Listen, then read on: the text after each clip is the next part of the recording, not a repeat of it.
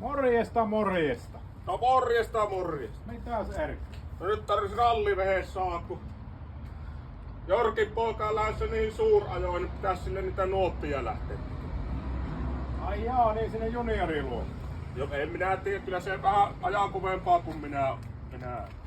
Tää olisi ollut siihen tarkoitukseen kyllä loistavaa laite. Tätä on ammattilaiset käyttänyt ihan tuolla rallikouluissa. Tässä on todella jämerät, säädettävät, huolettavat iskarit.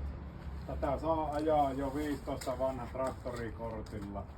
On ROPSi hyväksytty turvakehikko, tonnikuutioinen DOHC-koneella. Tää on siihen hommaan täysin oikea laite. Joo. Onhan tää bensiini. Tää on bensiini, joo. Joo.